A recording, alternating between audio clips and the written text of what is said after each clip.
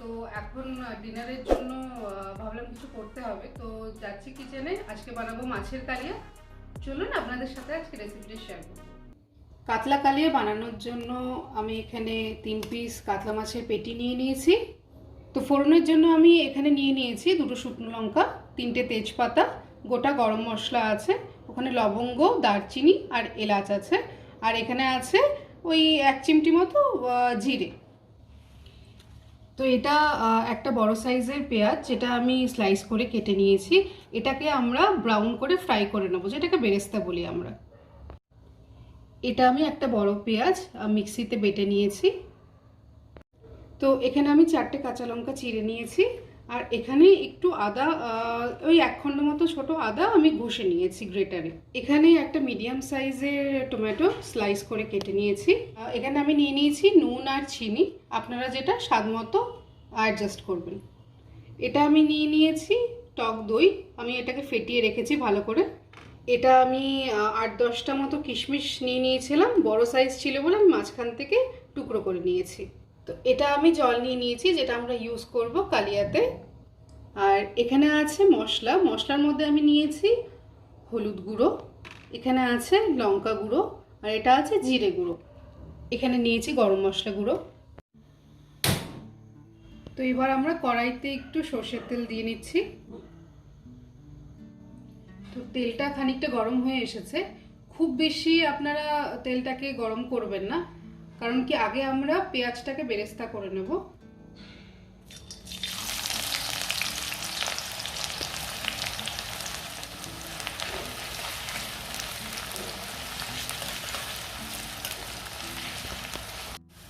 তো পেঁয়াজটা ফ্রাই হয়ে গেছে, এবার আমি পেঁয়াজটাকে একটা বাটিতে তুলে নেব।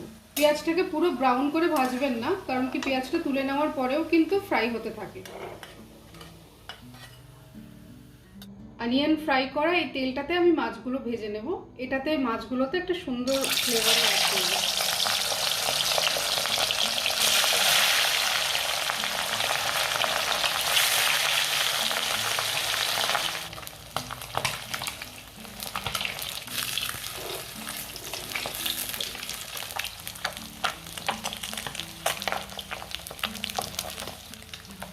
তো মাছগুলোকে আমি হালকা ব্রাউন করে ভেজে নিয়েছি। কালিয়ার জন্য মাছ বেশি ফ্রাই করবেন না।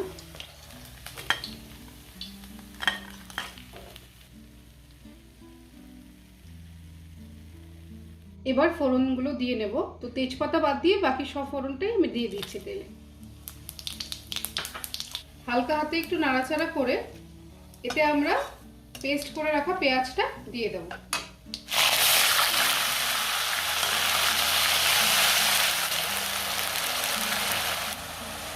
তো এবার এটাতে একটু নুন অ্যাড করব, অল্প একটু নুন অ্যাড করে দিচ্ছি। তার সাথে এই সময় 1 চিমটি মতো চিনি দিয়ে দেবেন। এটা পুরোপুরি অপশনাল, কেউ যদি এই চিনিটা না দিতে চান তো না দিতে পারেন। আর এর সাথে যে তেজপাতা 3টে আমরা উঠিয়ে রেখেছিলাম সেটাও দিয়ে দিচ্ছি। এবার পেঁয়াজের জলটা টেনে যাওয়া অবধি আর ভালো করে এই পেঁয়াজের পেস্টটা মানে কষে যাওয়া অবধি আমরা একটু ওয়েট করবো, এটাকে ফ্রাই করে নিই। তো 5-7 মিনিট ধরে আমি এই পেস্টটাকে ফ্রাই করে নিয়েছি। এবার জলটা টেনে এসেছে এটা। এবার এটার মধ্যে অ্যাড করব স্লাইস করে কেটে রাখা টমেটোটা। এবার টমেটোটাও পুরো ভাজা হয়ে যাওয়া অবধি আপনারা ভালো করে কষিয়ে নেবেন।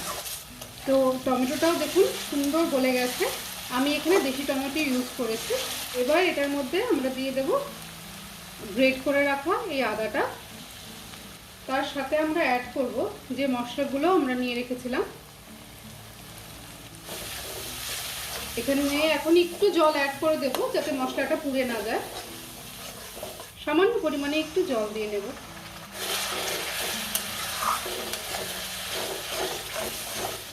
যতক্ষণ উপরে তেল ভেসে না উঠছে ততক্ষণ আপনারা মশলাটাকে কষিয়ে নেবেন। আর এই সময় একটু বারবার নেড়ে চেড়ে নেবেন, কারণ কি এই মশলায় জলের ভাগ এখন কম আছে, সুতরাং নিচে লেগে যাওয়ার চান্সটা বেশি। দেখুন মশলাটা খুব সুন্দর কষানো হয়ে গেছে, ওপরে তেলটা উঠে এসছে। এবার আমি এটার মধ্যে ফেটিয়ে রাখা দইটা অ্যাড করে দেবো। এরই সাথে আমরা এটার সাথে 4টে চিড়ে রাখা কাঁচা লঙ্কা আর একটুখানি নুন অ্যাড করে দেবো।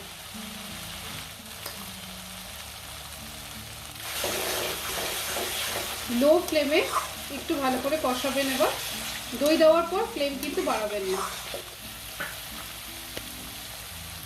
তো 5 থেকে 7 মিনিট হয়েছে, এর মধ্যেই দেখুন মশলাটা বেশ সুন্দর কষে এসেছে। এবার আমরা জলটা এটার মধ্যে অ্যাড করছি।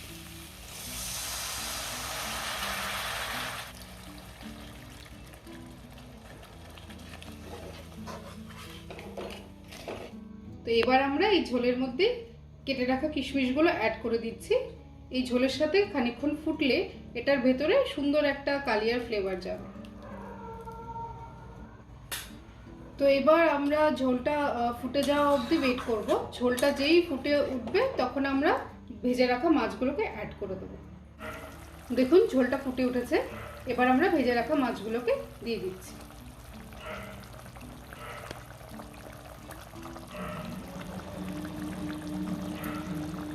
এবার লো ফ্লেমে মাছগুলোকে ভালো করে ফুটিয়ে নেবেন। মাছটা দিয়ে দেওয়ার পরে এবার আমরা ভেজে রাখা পেঁয়াজগুলো এর সাথে দিয়ে দিচ্ছি।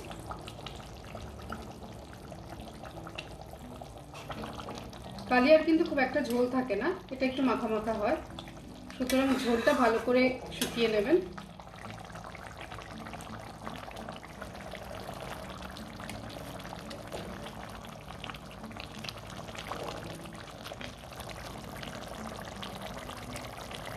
দেখুন এবার কালিয়াটা আমাদের হয়ে এসেছে। এবার এটাতে আমি অ্যাড করে দিচ্ছি একটু গরম মশলা। ভালো করে আমরা গরম মশলাটাকে মিশিয়ে নিয়েছি। দেখুন ঝোলটাও পুরো টেনে এসছে। ঝোলের কনসিস্টেন্সিটা এরকম হবে, কিছুটা খুব ঘনও না আবার একদম পাতলাও না, একদম পারফেক্ট হয়েছে কালিয়াটা। আর খুব সুন্দর একটা গন্ধ বেরোচ্ছে। এবার আমি কালিয়াটাকে নামিয়ে নেব।